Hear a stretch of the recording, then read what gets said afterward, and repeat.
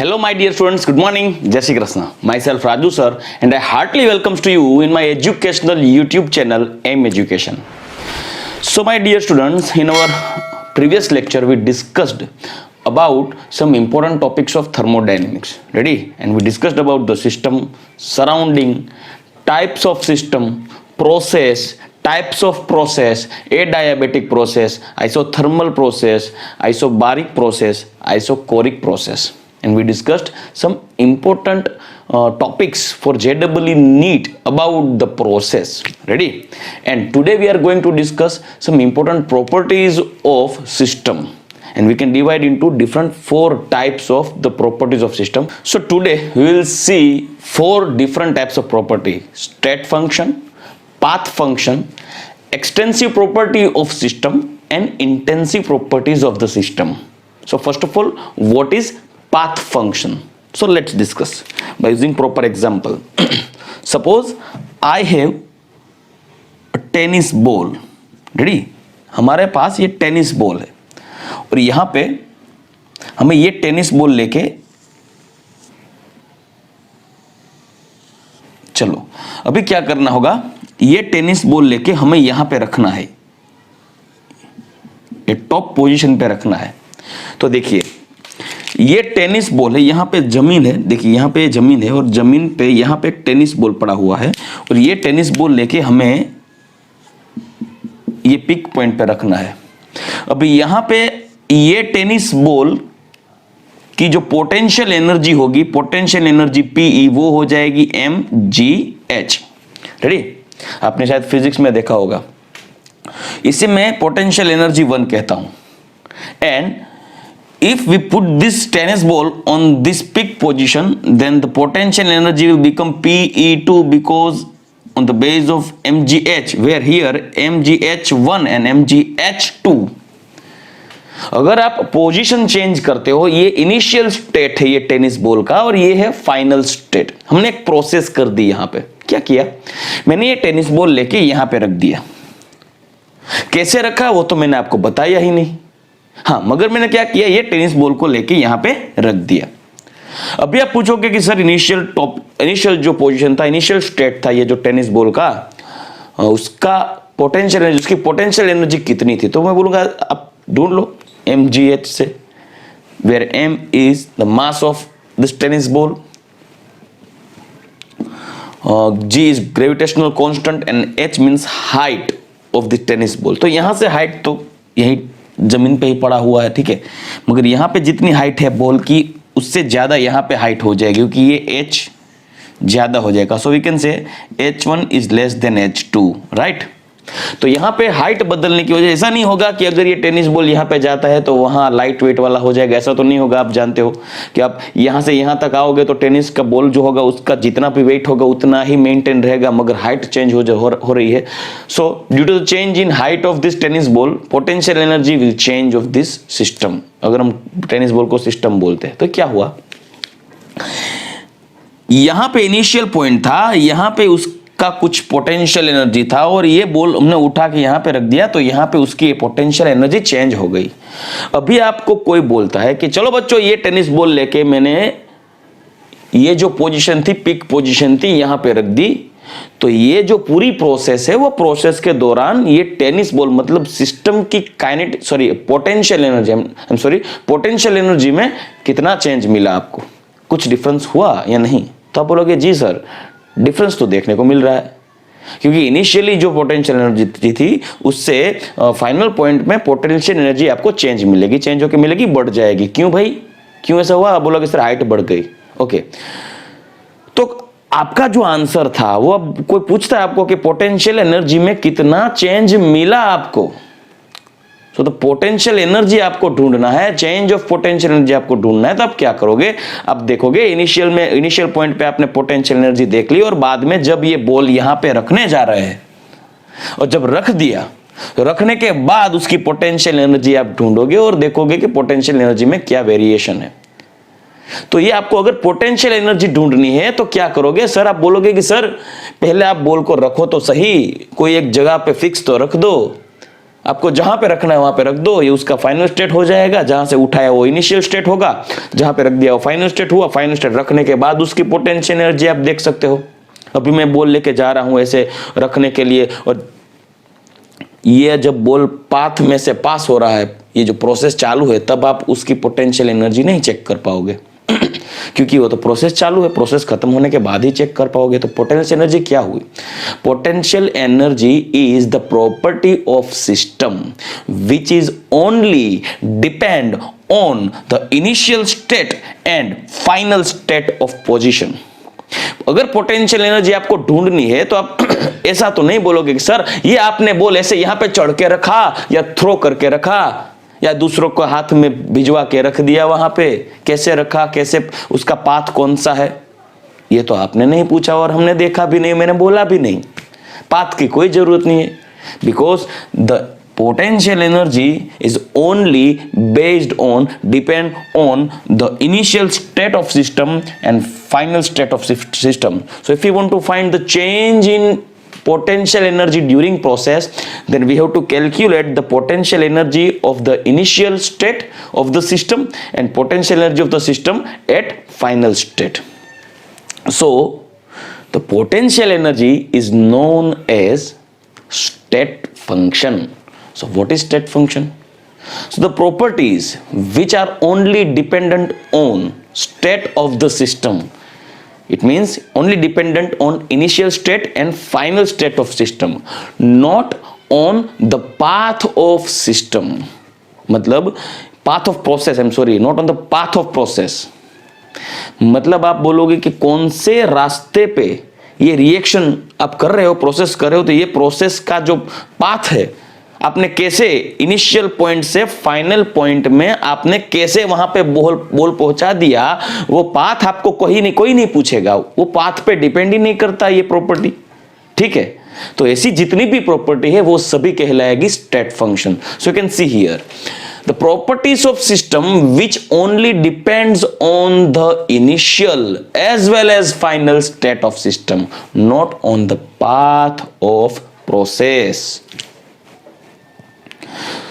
तो अभी आप बोलोगे कि सर काइनेटिक पोटेंशियल एनर्जी एक ही है क्या स्टेट फंक्शन? नहीं, जितनी भी एनर्जी आपके जहन में आती है, जितनी भी एनर्जी आपके दिमाग में आती है, वो सभी की सभी स्टेट फंक्शन ही होगी। चलो मैं आपको बताता हूं कैसे। मान लो कि मैं यहां पे एज ए सिस्टम खड़ा हूं, ये मेरा इनिशियल पोजीशन है। जब मैं यहां से इनिशियल पॉइंट से जब मैं फाइनल पॉइंट में आने वाला हूं, जब मैं प्रोडक्ट में कन्वर्ट होने वाला हूं, ये सिस्टम एक फेज से दूसरे फेज में कन्वर्ट हो रहा है, मैं सिस्टम हूं। तो जब मैंने प्रोसेस कंप्लीट कर दी, तब मेरी अंदर की जो इंटरनल एनर्जी में है क्या चेंज मिला, कितनी चेंज होगी internal energy. What is the difference in internal energy of the system during process? If you want to calculate the value of that internal energy change, then we have to use the initial internal energy of the system and final internal energy of the system. आपको internal energy ढूंढनी है, internal energy में कितना change मिला आपको वो ढूंढना है। तो आप क्या करोगे, यहाँ पे आप बोलोगे सर जब यहाँ पे आप खड़े हो, इनिशियल स्टेट है, तब आपकी इंटरनल एनर्जी कैलकुलेट कर लो। चलो अभी कैसे कैलकुलेट करनी है वो तो हम सब आगे देखने वाले हैं। ये आज तो हम सिर्फ स्टेट फंक्शन ये देख रहे हैं, तो स्टेट फंक्शन में जितनी भी मैं आपको बात कर रहा हूँ कि ये सब स्टेट फंक्शन है, मगर उसके बारे में ये चैप्टर में आगे डिस्कस करने वाले हैं डिटेल में। तो अभी आपको इंटरनल एनर्जी कैसे ढूंढनी है वो बाद की बात है, वो छोड़ दो, हम बाद में देख लेंगे आगे की थियरी में। मगर एक जान लो कि अगर मेरी इंटरनल एनर्जी आपको ढूंढनी है तो आपको कोई भी फॉर्मूला अप्लाई करना है, जो हम आगे देखेंगे। वो फॉर्मूला अप्लाई करके इनिशियल में यहां पे खड़ा हूं, तब आप मेरी इंटरनल एनर्जी कैलकुलेट कर लो, जिससे आप बोल दोगे E1 या तो U1। ठीक है, it is denoted by U और E। अभी आप बोलोगे चलो सर आप प्रोसेस शुरू कर दो, तब मैं भागना शुरू कर रहा हूं, चलो मैं जा रहा हूं फाइनल स्टेट की ओर जा रहा हूं। अब मैं जा रहा हूं, तब आप नहीं पूछोगे कि कितनी एनर्जी चेंज मिली। अब आप पूछोगे हाँ सर प्रोसेस के दौरान कितनी एनर्जी चेंज मिली। अरे रुक तू अभी, क्योंकि प्रोसेस ही नहीं खत्म हुई, प्रोसेस तो खत्म होने दे भाई। अभी तो ये शुरुआत है, अभी तो ये मैंने चालू किया है प्रोसेस, अभी मैं फाइनल पॉइंट पे नहीं आया। रुक जा, अभी मेरी एनर्जी कुछ चेंज होने वाली है, क्योंकि मैं अभी ये प्रोसेस कर रहा हूं। अभी मैं रुको मैं फाइनल स्टेज में पहुंचने आ गया। देखिए मैं पहुंच गया, हाँ पहुंच गया। पहुंच गया, प्रोसेस हो गई, चलो अब मेरी इंटरनल एनर्जी ढूंढ लो, क्योंकि आपको देखना इंटरनल एनर्जी में कितना चेंज मिल रहा है।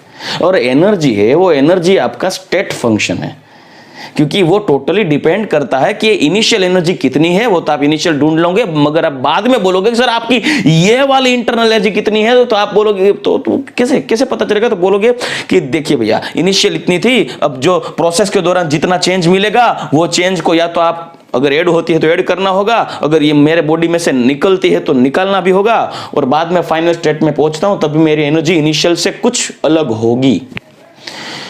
तो the internal energy is also depend on the initial state of system and final state of system. You cannot calculate during the process. हाँ, अगर आपको ऐसा सोचना है कि सर यहाँ पे आ गए, अभी मुझे इंटरनल एनर्जी चेंज करनी है, तो मुझे क्या करना होगा, यहाँ पे रिएक्शन को स्टॉप करना होगा, रुक जा भाई, एक स्टेप और कर लेना। तो यहां पे स्टॉप होके और ये एक स्टेप कंप्लीट करना होगा, यहां इंटरनल एनर्जी कैलकुलेट करनी होगी, और इनिशियल से यहां तक हाफ सिस्टम मतलब हाफ प्रोसेस तक की चेंज देखनी होगी, कैलकुलेट करनी होगी, और यहां से वापस हमने शुरू करना होगा एंड पॉइंट तक। मतलब ये रिएक्शन 2 स्टेप में हो जाएगी, एक तो फर्स्ट स्टेप से यहां तक आ गए और यहां से आगे लास्ट आ जाओगे तो 2 स्टेप में कंप्लीट हो जाएगी। तो आपको 2 स्टेप में इंटरनल एनर्जी चेंज मिलेगी, एक तो फर्स्ट स्टेप से कंप्लीट होने तक और वहां से शुरू होके एंड पॉइंट तक, ठीक है। मतलब इंटरनल एनर्जी, बच्चों एनर्जी के बहुत टाइप्स होते हैं, internal energy, enthalpies. So what is the difference between internal energy and enthalpies? बहुत बढ़िया डिफरेंस है। कई बच्चों को जिन लोगों ने थर्मोडायनेमिक्स पढ़ भी लिया हो, मगर उन लोगों को ये डिफरेंस नहीं पता होता कि इंटरनल एनर्जी और एंथैल्पी में क्या डिफरेंस होता है। मैं आपको सिंपल एग्जांपल देके बता दूंगा, मगर आपको सिर्फ ये नाम याद रखना है आज के दिन। बाद में जब हम स्पेशली इंटरनल एनर्जी देखेंगे, बाद में स्पेशली एंथैल्पी देखेंगे, तो उसका डिफरेंस भी देख लेंगे बच्चों। मगर अभी क्या करना होगा, अभी सिर्फ आपको ये जानना है कि स्टेट फंक्शन कौन से है। State functions are the properties which are depend upon the initial and final state of the system, not on the path of process. ये प्रोसेस कर रहा है तो कौन सी प्रोसेस में, यहां से यहां आपकी देखिए ये मेरी इनिशियल मेरा पॉइंट था, यहां पे मेरी इंटरनल एनर्जी इवन हो गई। अभी मैं यहां से प्रोसेस करके मैं यहां पे पहुंच गया, यहां पे मेरी इंटरनल एनर्जी हो गई E2 जो फाइनल थी, ठीक है। तो ये पाथ मैंने यूज किया, यहां पे चेंज मिला, मगर मैं यहां पे खड़ा हूं तो यहां पे मेरी कुछ इंटरनल एनर्जी होगी। या तो आप मेरी पोटेंशियल एनर्जी ढूंढना चाहते हो तो यहां पे मेरी पोटेंशियल एनर्जी मिलेगी, यहां पे आपको मेरी इंटरनल पोटेंशियल एनर्जी मिलेगी E1। मगर मैं यही पाथ से जाऊं ऐसा जरूरी तो नहीं है, मैं से घूम के भी आ सकता हूं, मैं उस और कैसे भी घूम के आ सकता हूं, मैं कैसे भी जंप लगा के भी आ सकता हूं। वो आपको क्या लेना देना है, मैं जैसे भी आऊँ यहाँ पे। आपको तो इंटरनल एनर्जी इनिशियल और फाइनल ढूंढनी होगी, तो मुझे इनिशियल इंटरनल एनर्जी आप ढूंढ लो, जब मैं ये पॉइंट पे आ जाऊंगा फाइनल पॉइंट पे, तब मेरी फाइनल इंटरनल एनर्जी देख लेना। पाथ से क्या दिक्कत है आपको, ठीक है। तो ये स्टेट फंक्शंस जो है वो प्रोसेस के पाथ से कुछ लेना देना नहीं है उन सबको, वो सब इंडिपेंडेंट है किससे, पाथ ऑफ प्रोसेस, ठीक है। Okay, so which properties are the state functions? So pressure, temperature, volume of gas at STP। बच्चों शायद आपने मोल कॉन्सेप्ट में पढ़ा होगा कि at standard temperature and pressure, standard temperature pressure means 1 atmospheric pressure and 0 degree Celsius or 273 Kelvin temperature. Ready? So at 0 degree Celsius and 1 atmospheric pressure, the volume of 1 mole gas, you can use any gas, but the volume of 1 mole gas always become 22.4 liter। तो अभी आपको कोई एक gas दिया जाता है और आपको बोलेगे कि चलो भैया आपको ये गैस को स्टैंडर्ड कंडीशन में रखना है, मतलब स्टैंडर्ड टेम्परेचर और प्रेशर पे रखना है, STP कंडीशन में रखना है। तो आप बोलोगे ठीक है, चलो मैं ये गैस का वॉल्यूम 22.4 कर देता हूं। कैसे? तो आप बोलोगे कि चलो मैं इसका टेम्परेचर 0 डिग्री सेल्सियस कर दूंगा और इसका प्रेशर 1 एटमॉस्फेयर कर देता हूं, तो हो जाएगा उसका ऑटोमेटिकली 1 मोल गैस होगा, 1 मोल गैस होगा तो 22.4 लीटर गेन कर लेगा ऑटोमेटिक। आप कोई भी गैस ले लो, O2, N2, CH4, NO2, CO2, anyone, all the gases which have 1 mole mass, then it will possess 22.4 liter, it will gain 22.4 liter volume at standard temperature and pressure. तो आपको मैं gas दूंगा तो आप क्या करो, मैं आपको बोलूंगा कि भैया आप एसटीपी कंडीशन इसको लगा दो तो इसका वॉल्यूम 22.4 लीटर हो जाएगा। तो आप फ्रीज में भी, डीप फ्रीजर में रख दोगे, आप हिमालय में भी चले जाओ, आपको जो जैसे भी टेम्परेचर कम करना है कर लो, आप कुछ भी यूज कर लो, कोई भी पाथ यूज कर लो प्रोसेस के लिए, आपको तो सिर्फ फाइनल स्टेट पहुंचना है एसटीपी कंडीशन, वहां पे उसका वॉल्यूम हो जाएगा 22.4 लीटर। अभी आप कैसे भी करके एसटीपी कंडीशन लाओ, जैसे भी जुगाड़ बिठाओ, आपको बिठाओ, प्रोसेस के पाथ से मुझे कुछ लेना देना नहीं है स्टेट फंक्शन को, ठीक है। सो volume of gas at STP, internal energy, enthalpy is also one type of energy, free energy is also one type of energy। ये सभी एनर्जी हम इंडिविजुअल 1 by 1 आगे चैप्टर में डिस्कस करने ही वाले हैं बच्चों, ठीक है। And this is entropy. Entropy is the measurement of randomness. देखिए बहुत सिंपल सी बात बताता हूं। अभी मैं यहाँ पे खड़ा हूं, बहुत शांति से खड़ा हूं, आप देखोगे कि चलो आज सर को बढ़िया मूड है, यहाँ पे खड़े हैं, कुछ इधर उधर नहीं हो रहे। अभी थोड़ी देर के बाद क्या होगा, तो मेरा मूवमेंट बढ़ जाएगा। तो अगर मेरा मूवमेंट बढ़ जाएगा तो आप बोलोगे कि सर की रैंडमनेस बढ़ गई, पहले रैंडमनेस कम थी अभी रैंडमनेस बढ़ गई। तो आप थर्मोडायनेमिकल लैंग्वेज में बोलोगे कि इनिशियल पॉइंट पे जब खड़े थे तब उसकी एंट्रोपी कम थी, मगर जब जंप लगाना शुरू कर दिया तो उसकी एंट्रोपी बढ़ गई। मतलब entropy is the measurement of randomness. It is also a state function.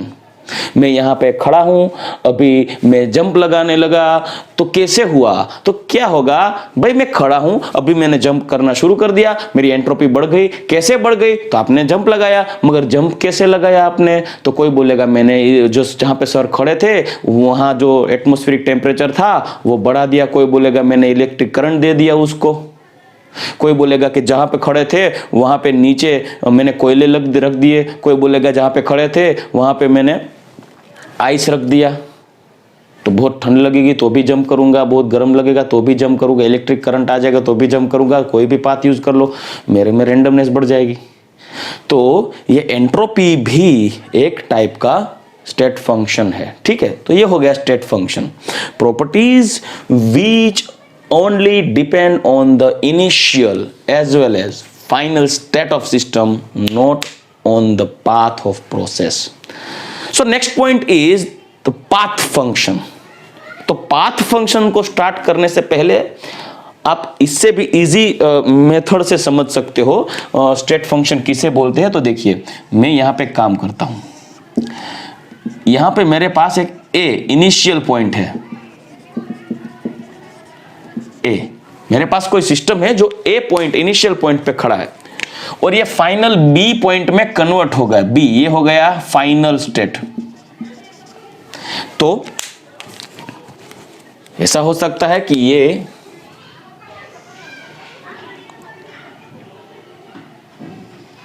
यहां पे आ गया, तो ऐसे या तो आप कोई भी यूज कर लो, जैसे कि ये पाथ यहां से स्टार्ट करके ये पाथ यूज करके यहां पे आ गया बी पे, या तो कोई बोलेगा सर ऐसे नहीं, यहां से ये पाथ लेके बी यहां पे पहुंच गया, कोई बोलेगा सर ऐसे नहीं ऐसा पाथ लेके यूज कर, या तो कोई भी जैसे कि ऐसे बी स्टेट पे पहुंच गए, कोई भी पाथ यूज कर लो। ये हो गया पाथ 1, ये हो गया पाथ 2, ये हो गया पाथ 3, ठीक है। देखिए अभी क्या करते हैं, इनिशियल पॉइंट ए था, 3 अलग अलग पाथ सिलेक्ट करके हम बी फाइनल स्टेट पे पहुंच गए। तो अगर आपको इनिशियल पॉइंट से फाइनल पॉइंट में जब पहुंचते हैं तो आपको इंटरनल एनर्जी चेंज देखना है, काइनेटिक एनर्जी का भी चेंज देखना हो, या तो आपको फ्री एनर्जी का चेंज देखने का हो, या तो आपको एंथैल्पी चेंज देखना हो, आप कुछ भी करो, वॉल्यूम चेंज करना हो, तो आप क्या करोगे, देखना कितनी चेंज हुई है, एनर्जी कितनी चेंज होती है। जब कोई भी सिस्टम ए से बी में शिफ्ट होती है तो कितनी एनर्जी चेंज होती है। तो आपको क्या करना होगा, energy of initial state E1 and energy of final state E2, then delta E is equal to E2 minus E1। अभी देखिए, अभी ये B ये पॉइंट है, यहां पे कोई सिस्टम आ जाएगा तो उसकी एनर्जी वहां जितनी होगी उतनी ही होगी। कोई भी आप पाथ सिलेक्ट कर लो, यहां से शुरुआत कर रहा है तो यहां पे एनर्जी सबकी सेम ही हो गया। पाथ कोई भी यूज कर लो, उससे कोई लेन देन नहीं है। यहां जहां से शुरू कर रहा है आप वहां से एनर्जी ढूंढ लो, और जहां पे खत्म हुआ वहां पे एनर्जी ढूंढ लो। पाथ कोई भी यूज करो। So the energy, internal energy और internal energy change is one type of state function. कोई भी पाथ यूज कर लो, यहां से चलो, यहां से चलो, यहां से चलो, कोई भी पाथ यूज कर लो, टोटल एनर्जी चेंज सेम होगा। हाँ, पाथ फंक्शन किसे बोलते हैं? पाथ फंक्शन देखिए, पाथ फंक्शन मैं आपको बताता हूं। Path function means the property of system which is depend on the path of process. Path of process, सुनिए, the properties of system which is depend on upon path of process, मतलब कौन से path से आप जा रहे हो। सबसे पहले आपको हीट एंड एनर्जी दोनों के बीच का डिफरेंस ढूंढना होगा। ऑलमोस्ट आपको ऐसा ही लगेगा कि हीट और एनर्जी में क्या चेंज है। बच्चों, हीट पाथ फंक्शन है एंड एनर्जी स्टेट फंक्शन है। हीट क्या है? पाथ फंक्शन है, एनर्जी स्टेट फंक्शन है। ये आप दिमाग में बिठा के रखो। अभी आप सोचोगे कि सर इन दोनों के बीच का डिफरेंस क्या है, ये पाथ फंक्शन और स्टेट फंक्शन। तो मैं आपको बहुत बढ़िया एग्जांपल देता हूं। चलिए, मेरे पास कोई एक बाइक है, ठीक है। अभी मेरे पास ये बाइक है, देखिए अभी यहां पे मैंने एक बाइक रखी हुई है। ये बाइक का पोजीशन ए। अभी ये जब बाइक ट्रैवल करके यहां पे पहुंच जाएगी, ठीक है। आप बोल रहे कि सर ये मधुमक्खी ड्राइंग कर रहे हो या क्या कर रहे हो? अभी मेरा ड्राइंग इतना बढ़िया नहीं है, मगर ये बाइक हो गई भी, इसका फाइनल स्टेट है, ठीक है। तो देखिए यहां पे आपको ये बाइक की पोटेंशियल एनर्जी ढूंढनी है। तो कैसे ढूंढोगे? mgh1, ठीक है। चलो, ये बाइक से ये बाइक हम आ गए, ठीक है। अभी ये यहां पे आ रही है, देखिए ऊपर की ओर जा रही है। अभी क्या होगा?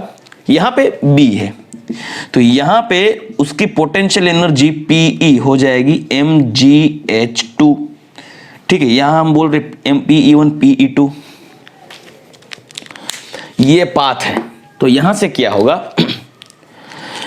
आपको ये बाइक जब ए पॉइंट से स्टार्ट कर रही है, बूम, और निकल जा रही है, बी में आ गई।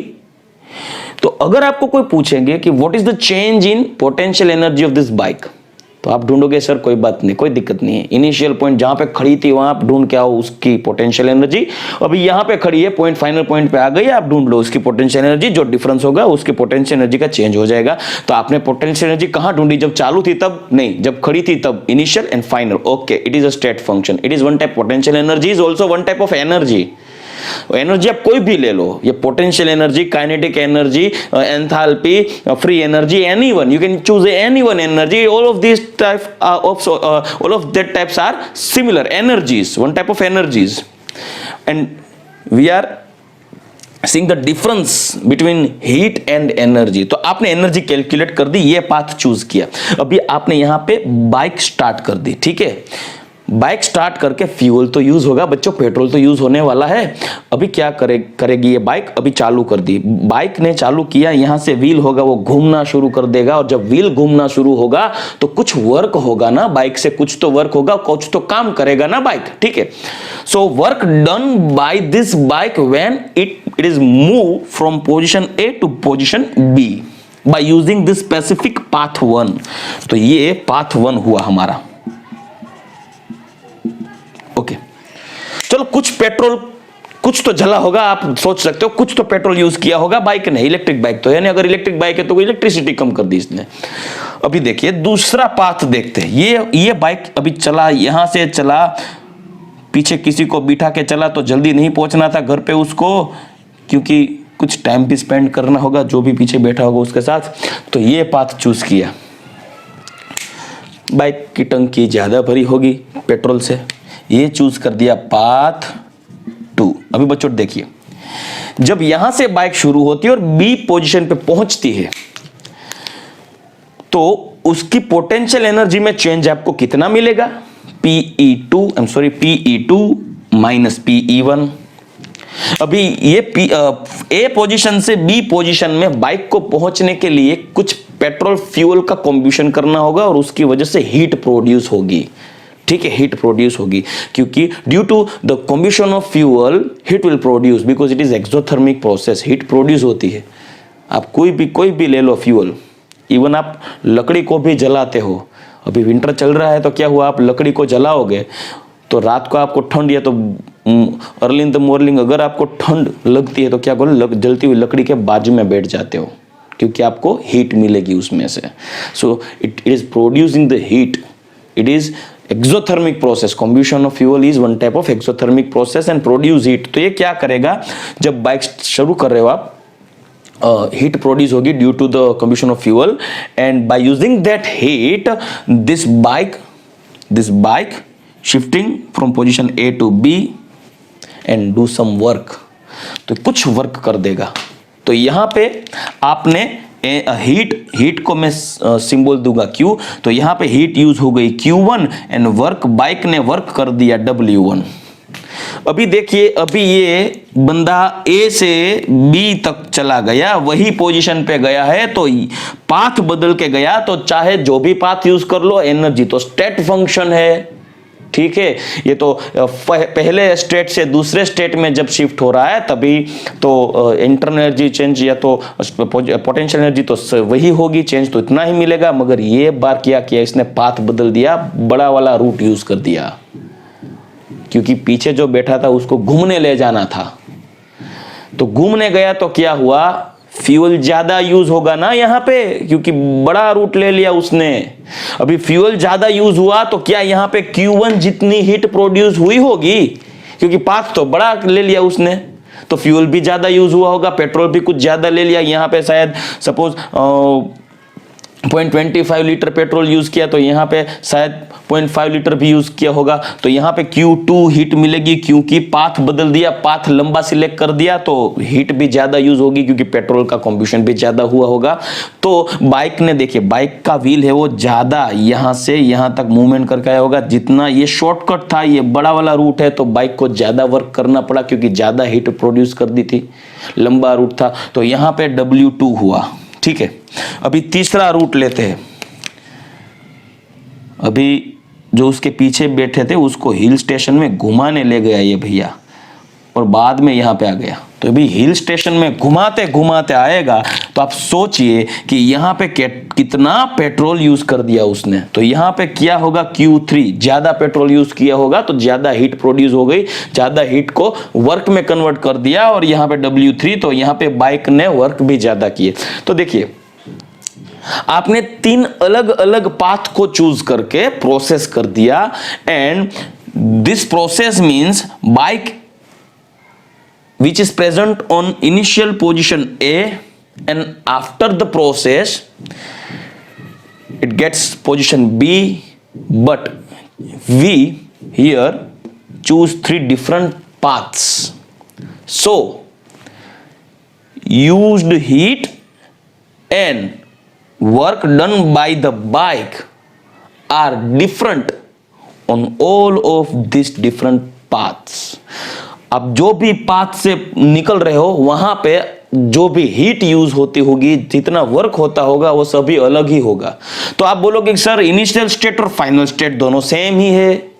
अब इनिशियल स्टेट और फाइनल स्टेट दोनों सेम ही है तो क्या हुआ, एनर्जी चेंज सेम मिलेगा, क्योंकि एनर्जी है वो स्टेट फंक्शन है, वो तो स्टेट पे डिपेंड करता है। मगर heat and work are not state function.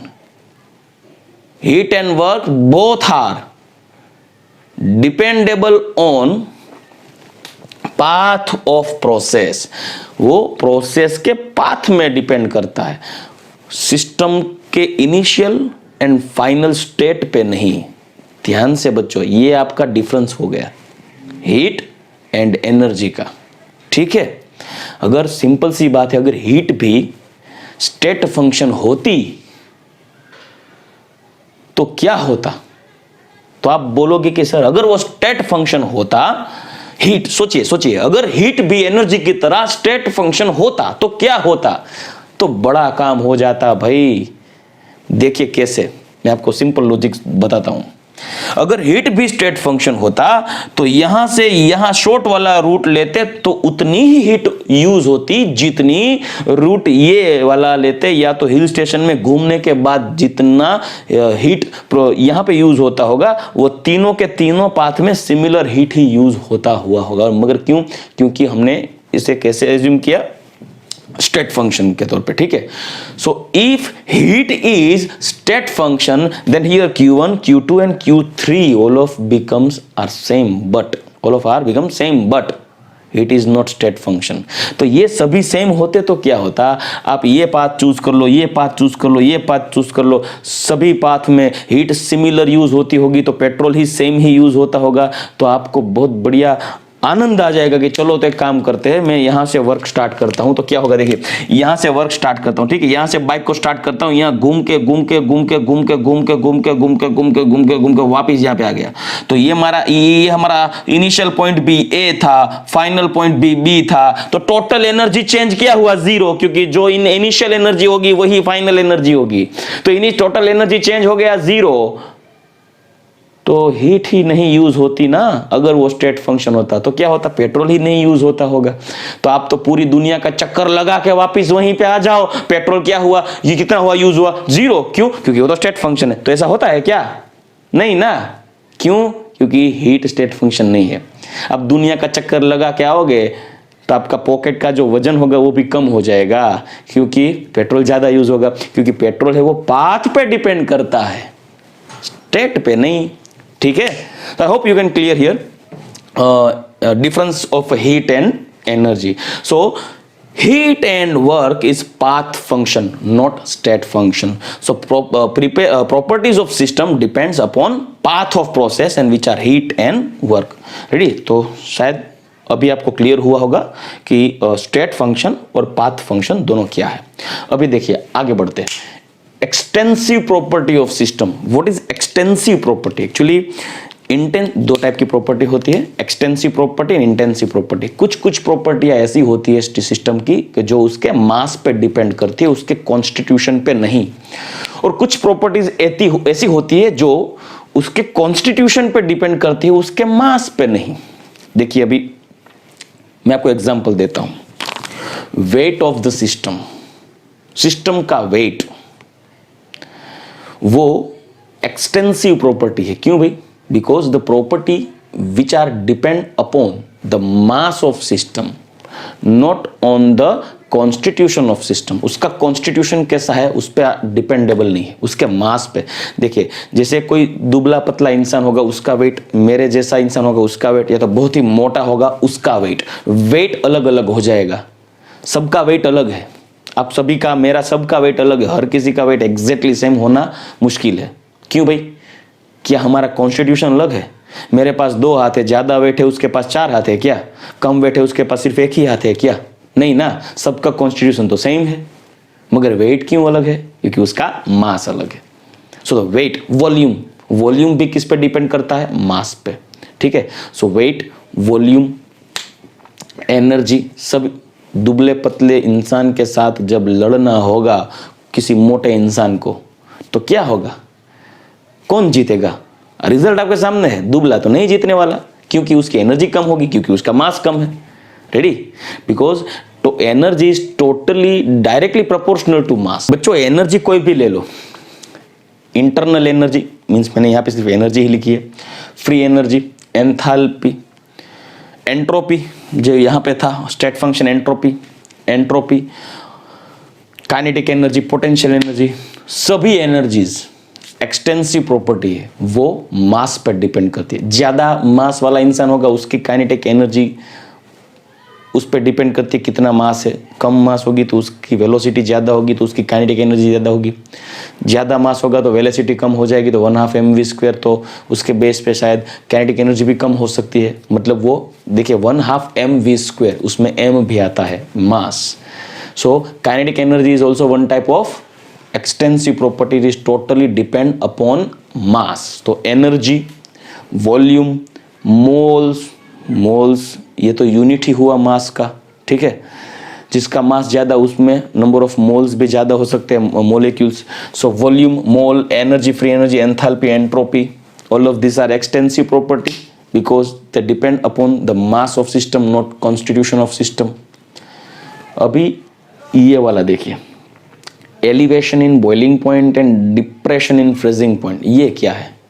Boiling point तो सुना था, फ्रीजिंग पॉइंट सुना था, ये elevation in boiling point and depression in freezing point का मतलब क्या होता है? एलिवेशन इन बॉइलिंग पॉइंट मतलब किसी सॉल्यूशन का बॉइलिंग पॉइंट बढ़ जाना। Depression in freezing point means कोई सॉल्यूशन का फ्रीजिंग पॉइंट कम हो जाना। It is depend upon the mass of the system. कैसे सर, कैसे पता चला? देखिए मैं आपको एक एग्जांपल देता हूँ, बहुत सिंपल एग्जांपल। शायद या तो आप कोई चौपाटी में घूमने जाते हो या तो कोई लेक पे घूमने जाते हो, तब आपको जो कुल्फी वाला मिलता है, ठीक है, जो मटके में कुल्फी रखता है आपको मिलता है, आपने शायद खाई भी होगी जब आप घूमने गए होगे, जिसके साथ भी गए हो वो सबकी पर्सनल मैटर है, मैं पूछूंगा नहीं किसी को। और बहुत सारे हंस भी रहे हैं, मैं समझ गया क्यों हंस रहे हो, ठीक है। मगर जब आप घूमने जाते हो तो आप जो कुल्फी खाते हो तो देखना आपको कुल्फी का जो बॉटम पार्ट है वो सोल्टी लगेगा। क्यों भाई? तो आप बोलोगे कि सर मटके में वो सोल्ट भी रखते हैं आइस के साथ। क्यों? लॉजिक पता है क्या आपको? उसका रीज़न है कि अगर आप नमक डालते हो तो फ्रीजिंग पॉइंट है वो कम हो जाएगा H2O का। बताता हूँ मैं आपको बच्चों, फ्रीजिंग पॉइंट H2O का कितना है? तो वो है 0 degree Celsius. At 0 degree Celsius temperature, liquid water, it means water totally converting into ice, it means solid H2O. Okay, if we dissolve the quantity, some quantity of NaCl, अगर आप NaCl को dissolve करते हो उसमें H2O में, ice में डालते हो तो क्या होगा? NaCl को डालने की वजह से उसमें एक्सोथर्मिक प्रोसेस होगी। अभी एक्सोथर्मिक प्रोसेस होने की वजह से हीट को एब्जॉर्ब करेंगे।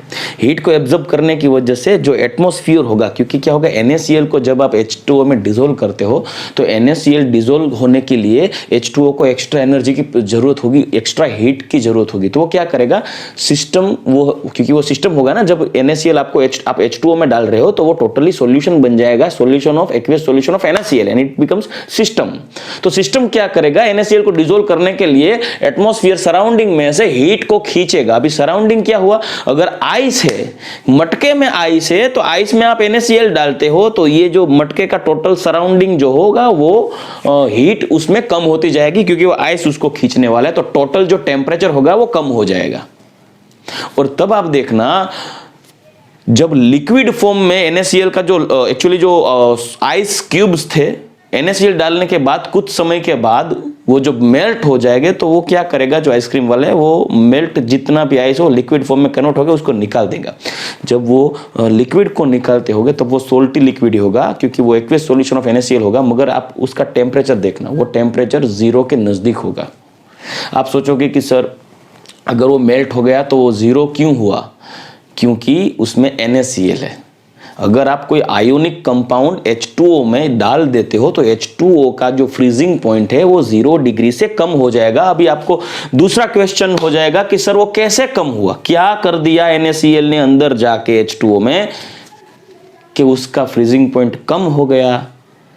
तो बच्चों इसके बारे में हम डिस्कस करेंगे सॉल्यूशन चैप्टर में। सॉल्यूशन स्टैंडर्ड 12 चैप्टर नंबर 2, उसमें हम डिटेल में डिस्कस करेंगे कि क्यों सॉल्वेंट का फ्रीजिंग पॉइंट डिक्रीज हो जाता है अगर हम उसमें आयोनिक इलेक्ट्रोलाइट ऐड करते हैं। कितना कम होगा वो डिपेंड करता है कि आप उसमें कितना मास ऐड करते हो। हुआ ना मास पे डिपेंडेंट। अगर आप आइसक्रीम वालों को पूछोगे कि भैया आप कितना नमक डालते हो, तो वो बोलेगी सर 1 पाउच डालता हूं या तो आधा पाउच डालता हूं, तो आप बोलोगे कि 1 पाउच के बजाय आप थोड़ा सा नमक डालो। तो क्या होगा, सिर्फ 1-2 चम्मच डालो, 1 पाउच मत डालो, 1 kg मत डालो, सिर्फ 1-2 चम्मच डालो। क्या होगा, वो बोलेगा कि उसमें टेम्परेचर मेंटेन नहीं होगा, टेम्परेचर कम नहीं होगा। उसको साइंटिफिक रीजन नहीं पता होगा, मगर वो ज्यादा से ज्यादा नमक डालेगा, क्योंकि जो जो उसका एटमॉस्फेयर होगा मटके के अंदर, वो मैक्सिमम जितना हो सकेगा उतना टेम्परेचर डिक्रीज हो जाएगा NaCl की वजह से। तो जितना आप उसमें नमक डालोगे, जितनी क्वांटिटी डालोगे, उतना टेम्परेचर, वो आइस का जो सॉल्यूशन बनेगा वाटर का, वो कम हो जाएगा। सॉरी, नमक का जो सॉल्यूशन बनेगा, solution of aqueous solution of NaCl, उसका टेम्परेचर कम हो जाएगा। So that is the depression in freezing point.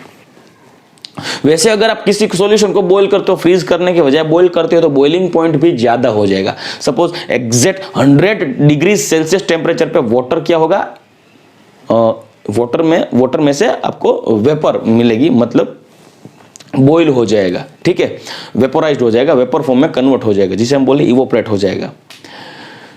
100 degree Celsius पे वाटर इवोपरेट होता है, it is a boiling point of water.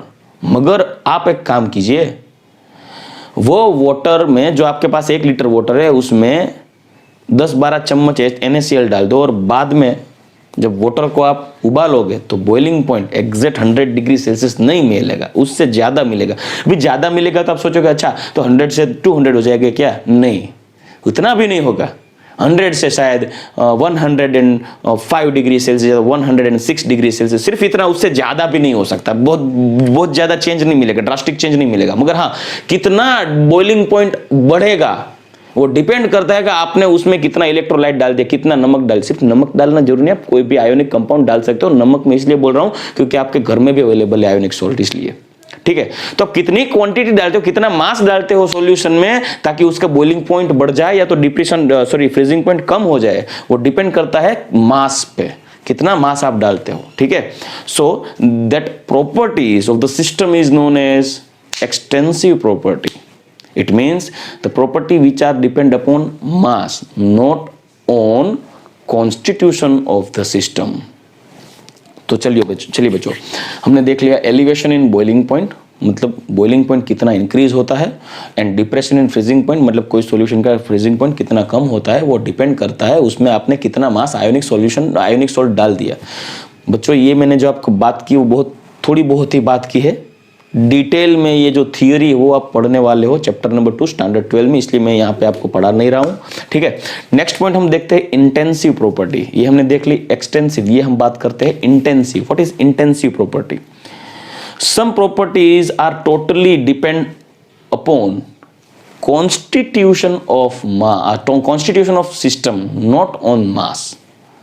जैसे कि डेंसिटी, कोई भी सिस्टम ले लो, उसकी डेंसिटी फिक्स ही होगी।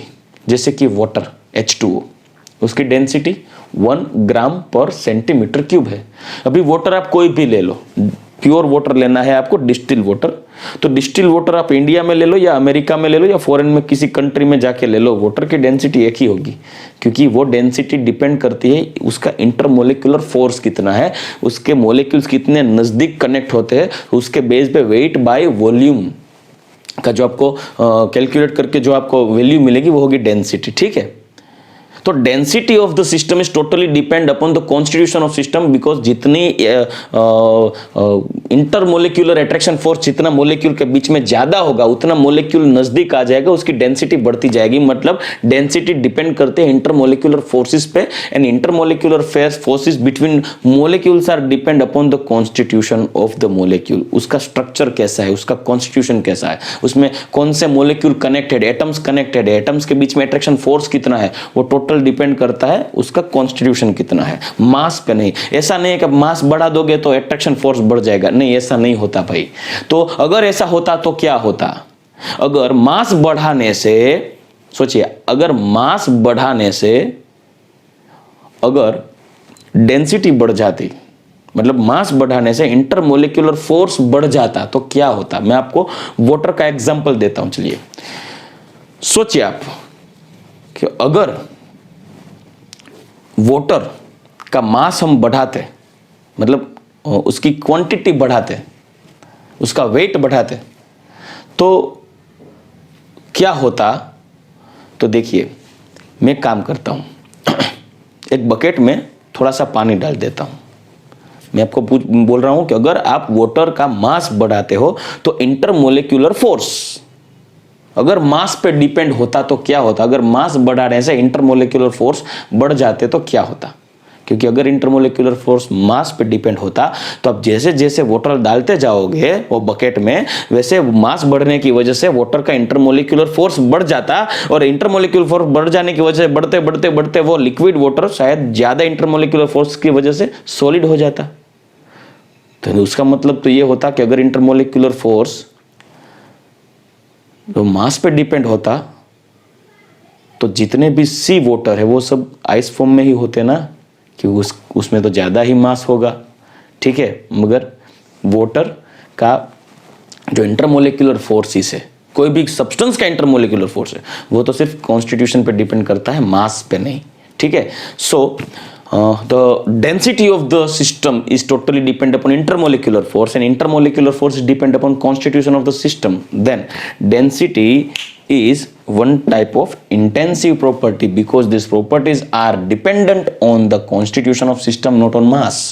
दूसरा एग्जांपल देता हूं, देखिए boiling point and melting point. आप लोग अरे यार क्या कर दिया, एलिवेशन इन बॉइलिंग पॉइंट यहां पे लिखा, बॉइलिंग पॉइंट यहां पे लिखा। हाँ भाई, एलिवेशन इन बॉइलिंग पॉइंट मतलब अगर आपके पास H2 है, उसका boiling point 100 degree Celsius fix है। अभी उसमें नमक डालोगे तो जितना नमक डालोगे उतना उसका बॉइलिंग पॉइंट बढ़ने वाला है, नमक डालने की वजह से।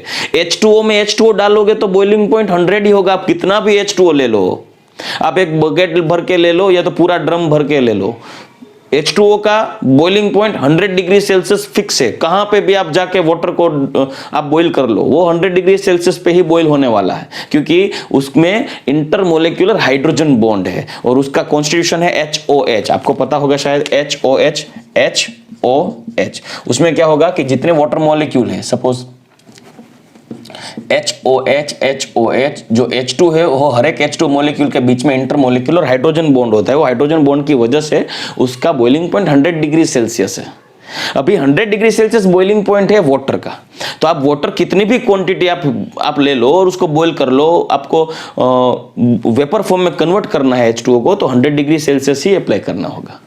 तो बॉइलिंग पॉइंट, ऐसे फ्रीजिंग पॉइंट, कोई भी आप आइस ले लो, वाटर ले लो, आप 0 डिग्री सेल्सियस टेम्परेचर लाते हो तो वाटर आइस हो जाएगा। प्योर वाटर की बात कर रहा हूं, अगर आप NaCl डाल दोगे, आयोनिक सॉल्यूशन डाल दोगे तो वो ये फंडा लग जाएगा इसमें, ठीक है। मैं प्योर वाटर की बात कर रहा हूं, pure boiling point and melting point of pure system, उसमें कुछ डालना नहीं है, प्योर की ही बात करते हैं हम, ठीक है।